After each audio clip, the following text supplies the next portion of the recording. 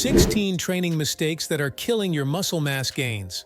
Stay tuned until the end, because I'm sure you have no idea how mistake number 7 negatively impacts your body. Number 1. Repeating the same workouts endlessly. If you're not seeing progress in your workouts, it could be because your muscles aren't being challenged enough.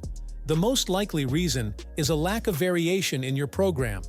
Simply put, you're training the same way and with the same exercises over and over again.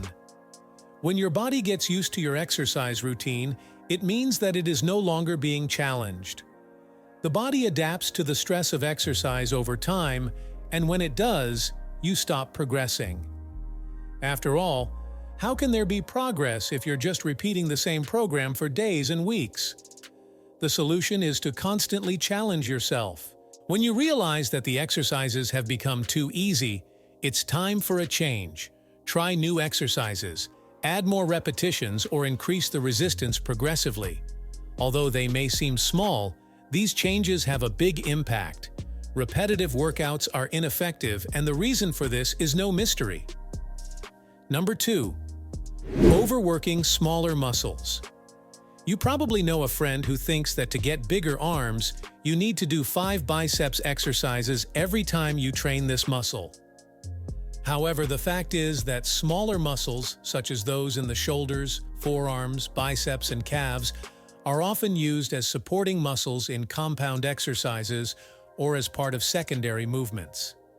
When these muscles are overloaded beyond their capacity to recover, overuse injuries, chronic inflammation, and even decreased movement efficiency can occur. So, when you do too many exercises for these smaller muscles, the truth is that you've already stopped giving them a good stimulus to grow. A relevant study that illustrates these points was conducted by Haddad and others in 2007, published in the Journal of Strength and Conditioning Research. The study investigated the relationship between excessive training of smaller muscles and the risk of injury in athletes. The researchers followed a group of 500 amateur athletes over a period of 1 year, analyzing their training regimes and incidence of injuries. The results revealed that athletes who devoted a disproportionate amount of their training to smaller muscles, such as the forearm and shoulder, had a significantly higher incidence of injuries in these areas. The research also observed that even among well-conditioned athletes, a lack of balance in muscle training contributed to biomechanical imbalances and chronic overload in joints and tendons. In addition to injuries, overworking smaller muscles can limit the overall development of strength and functionality. Often, these muscles are less able to handle intense or repetitive loads, which can result in stagnant progress or even regression in athletic performance. Number 3. Train until your muscles are sore. This common misconception is noticeable both in athletes who follow an exercise plan and in those who don't. In bodybuilding, the process involves the breakdown of muscles during training and subsequent recovery and growth outside the gym. As with any activity, there is a point where excessive muscular effort can be harmful to the body. When you cross this threshold, you are pushing the muscle to total exhaustion, which can have counterproductive effects by increasing the time needed for recovery. Therefore, exhausting your muscles can be detrimental to your gains, especially without the close supervision of a trained professional. However, this doesn't mean that you should train less. The key is to train smart. It's not recommended to give it your all every day. You can do the maximum number of repetitions in a set, but it's wise to limit this approach to avoid exhaustion in all the sets performed on the same day. Number 4. Ignoring mobility training. As well as contributing to joint health, proper mobility is essential for the correct execution of many exercises.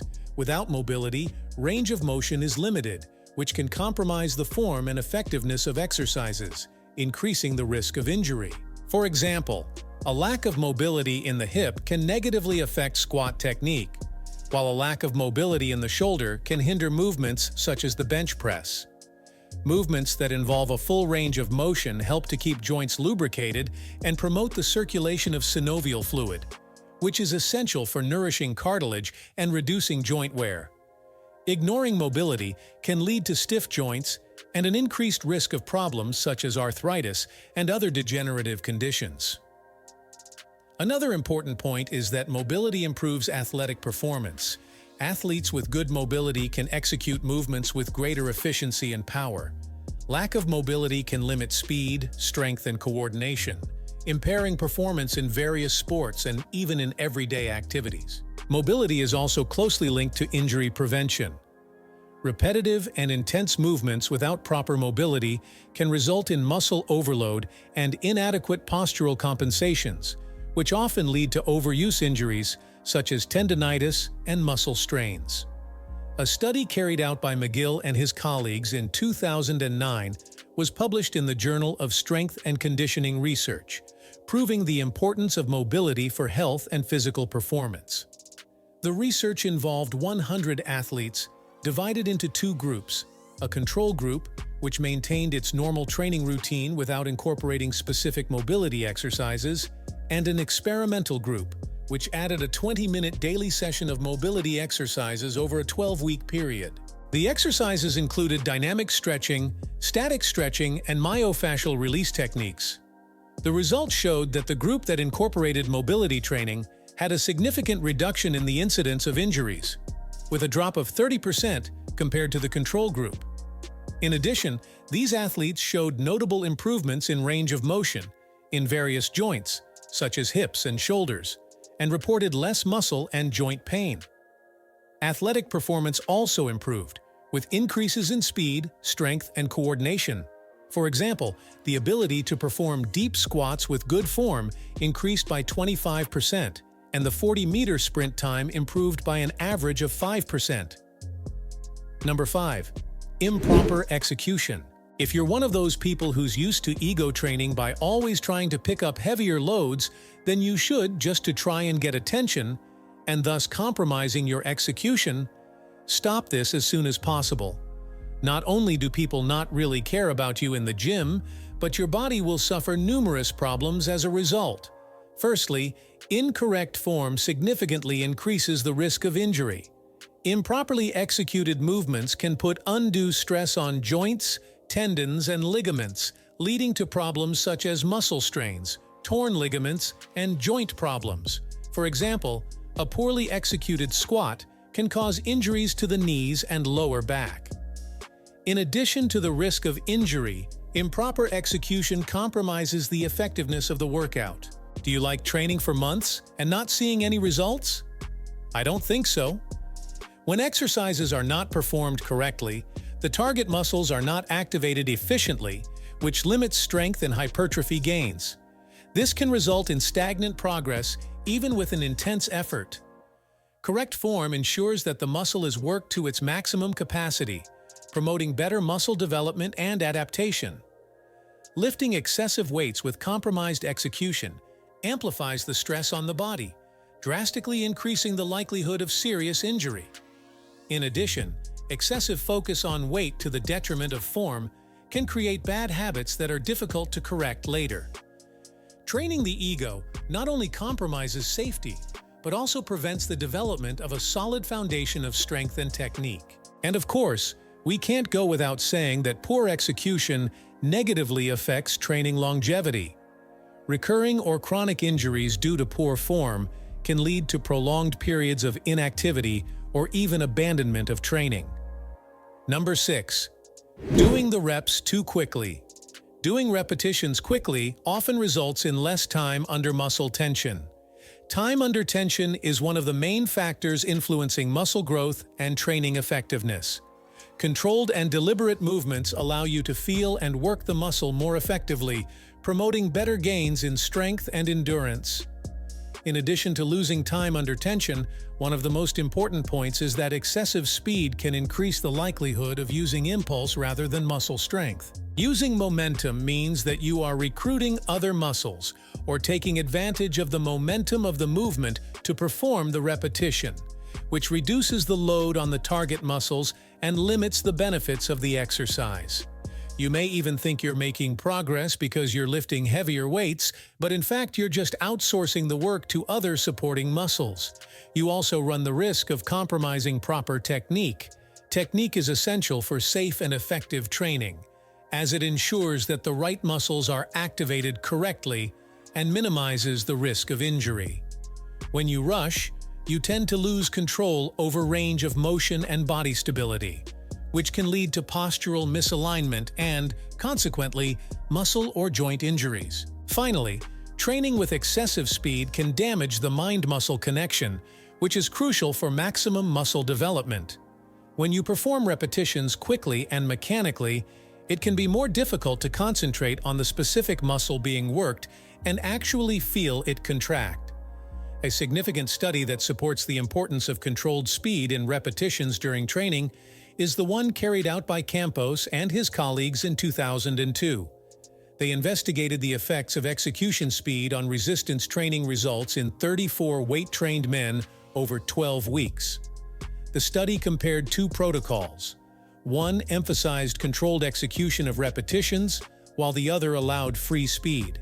The results showed that the group that performed the repetitions in a controlled manner obtained significantly greater gains in muscle strength and greater muscle hypertrophy compared to the group that performed the repetitions quickly. So use a pace you can sustain, specifically in a slow and controlled manner. And don't forget proper breathing. Take a deep breath in through your nose and exhale forcefully as you explode the movement. Number 7. Neglecting nutrition. Proper nutrition provides the essential nutrients needed to sustain intense physical training. Carbohydrates are the main source of energy during exercise, providing fuel for the muscles and maintaining glycogen levels, which are essential for endurance and the ability to perform physical activity for long periods. A lack of adequate carbohydrates can result in early fatigue, decreased training intensity, and reduced performance. Proteins are also essential for muscle repair and growth. Without an adequate protein intake, muscles cannot fully recover between training sessions, which can lead to slower muscle progress and even loss of muscle mass in the long term. Lipids, found in foods such as olive oil and avocados, play a crucial role in hormonal health and the regulation of energy metabolism. Diets deficient in healthy fats can compromise the production of hormones important for muscle recovery and growth, as well as negatively affecting the absorption of fat-soluble vitamins essential for general health. Another critical point is hydration and electrolyte replacement. During exercise, especially in hot and humid conditions, there is a significant loss of water and electrolytes through sweat. Lack of adequate hydration can lead to dehydration, compromising thermoregulation, cardiovascular function, and muscle performance. Vitamin and mineral deficiencies can also have a negative impact on training. Vitamins such as vitamin C and E are important antioxidants that help combat exercise-induced oxidative stress, while minerals such as iron are essential for oxygen transportation in the blood and proper muscle function. A study published in the Journal of Applied Physiology in 2018 investigated the effects of inadequate nutrition on athletic performance in endurance athletes. The researchers followed athletes throughout a training season, monitoring their dietary intake and evaluating parameters such as exercise time to exhaustion and post-workout recovery. The results showed that athletes with diets deficient in carbohydrates and proteins had reduced endurance capacity and longer recovery times between workouts. In addition, those with a low intake of vitamins and minerals were more susceptible to muscle injuries and chronic fatigue. Number 8. Keep dwelling on the pain. When you ignore your illness or injury and keep pushing your body, the pain you feel can worsen and result in further injury. If you keep putting off rest, even when your body is clearly asking you to stop, you could end up with multiple injuries. Distinguishing between the normal discomfort of training and real pain can be challenging. However, any sharp pain is a sign that you should stop and rest. I know you're used to seeing people and fitness influencers saying that old adage, no pain, no gain. But don't get totally hung up on this. Remember, your body is not a machine. In such cases, always opt to take a few days off and see if the pain subsides. If the pain persists, consult a professional. such as a gym instructor or a doctor specialized in the area, who has the experience to identify problems in your form or body weaknesses that may be causing the pain. Number 9. Skipping the warm-up.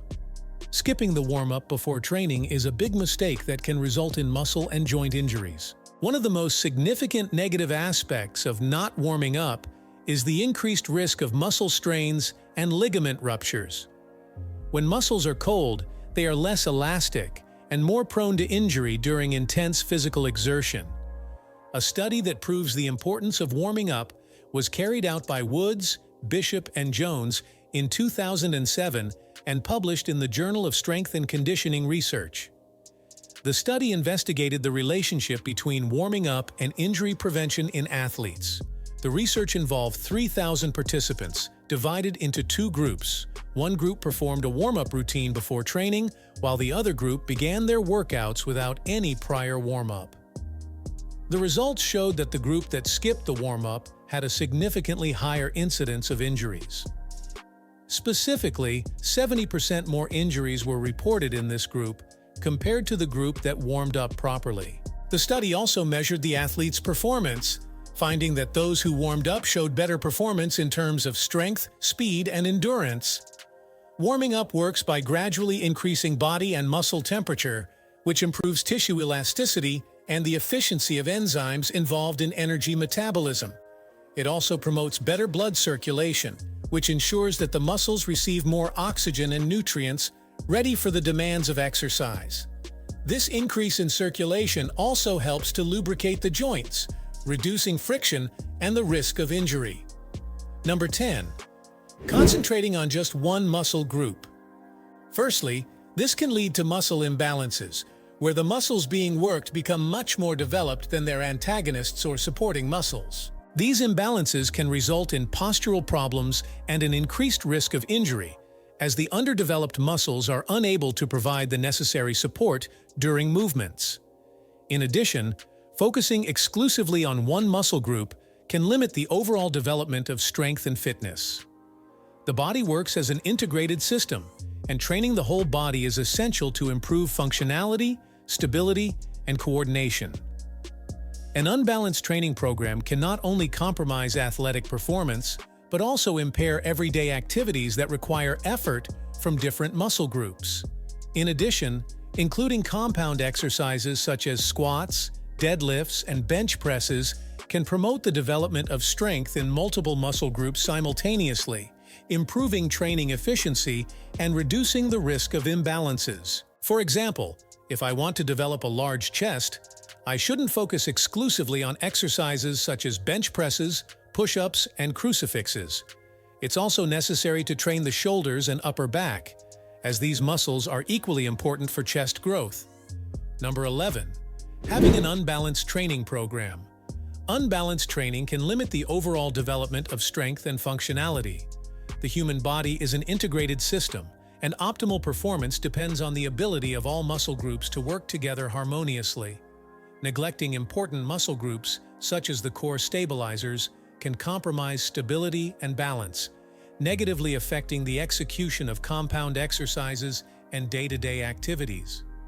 Another critical point is the overloading of certain muscles and joints, which occurs when certain muscle groups are trained intensely without due attention to the recovery and strengthening of the antagonist muscles. This can lead to inflammation, overuse injuries, and even the development of chronic conditions such as tendinitis and carpal tunnel syndrome.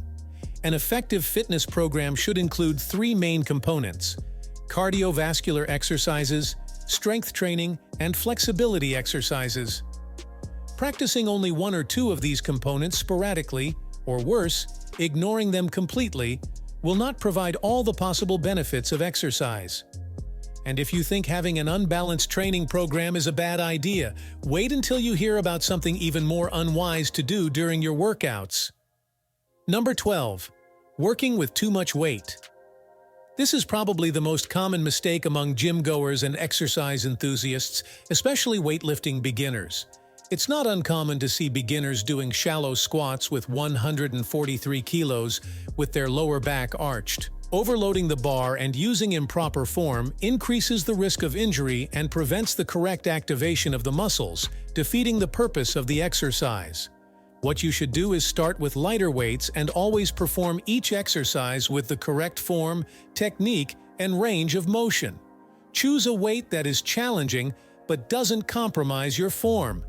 Only move on to heavier weights once you've gained a bit more experience. Number 13. Ignoring recovery. First of all, we'd like to remind you that proper recovery isn't just limited to resting between training sessions, but also includes strategies such as proper nutrition, hydration, the use of active recovery techniques such as massage, stretching and compression therapy, and stress management. It is during the recovery period that muscle adaptations and tissue repair take place. During intense exercise, micro-injuries occur in the muscles and connective tissues. It is during the recovery phase that these micro-injuries are repaired and the muscles are strengthened to adapt to the stress imposed by training. Ignoring proper recovery means not allowing this repair process to take place completely, which can lead to incomplete recovery, increased risk of injury, and stagnation in muscle progress. In addition, proper recovery is essential to avoid overtraining, a state of physical and mental exhaustion caused by excessive training without adequate rest. Overtraining can lead to symptoms such as persistent fatigue, irritability, insomnia, a drop in athletic performance, and an increased risk of injury. Ignoring the signs of fatigue and continuing to train intensely can result in a cycle of decreased performance and increased physical and emotional stress. Another crucial point is the importance of sleep in recovery. During sleep, the body releases hormones that are important for muscle growth, such as growth hormone, as well as regulating metabolic processes that are essential for muscle recovery. Lack of adequate sleep can compromise these processes, interfering with the body's ability to fully recover between training sessions. In addition to the physical aspects, recovery also affects motivation and commitment to training. Training without giving the body enough time to recover can lead to mental and emotional exhaustion, decreasing enjoyment and interest in training. In the long run, this can lead to demotivation and abandonment of the exercise program. Number 14. Not having a training plan. Firstly, without a plan, it is difficult to monitor progress over time and adjust training as necessary to achieve specific goals. This can result in stagnation or lack of progress, as there is no clear direction to follow. In addition, a structured training plan helps to ensure that all muscle groups are worked in a balanced and appropriate way. Without this, there is a risk of overloading certain muscles and neglecting others, which can lead to muscle imbalances, chronic pain, and even injury. Another important aspect is training efficiency. With a well-designed plan, it is possible to optimize training time by choosing exercises and methods that complement each other and promote consistent gains. On the other hand, without a plan, training can become random and less effective, wasting time and effort. A training plan also helps maintain motivation by providing clear and measurable goals.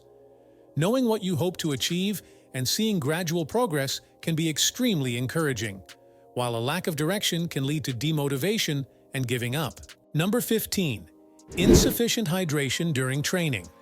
Water is crucial for regulating body temperature. During exercise, the body generates heat, and perspiration is the main way of dissipating this heat. If hydration is inadequate, the body's ability to regulate temperature is compromised, increasing the risk of hyperthermia and heat-related conditions such as heat stroke. Water is also vital for the proper functioning of muscles. Dehydration can cause a decrease in blood volume, which reduces the flow of blood to the muscles. This, in turn, can lead to muscle cramps, early fatigue, and decreased performance. Insufficient hydration also affects the body's electrolyte balance, which is essential for muscle contraction and nerve transmission. Adequate hydration is also important for cardiovascular function. During exercise, the heart needs to pump blood more efficiently to deliver oxygen and nutrients to the working muscles.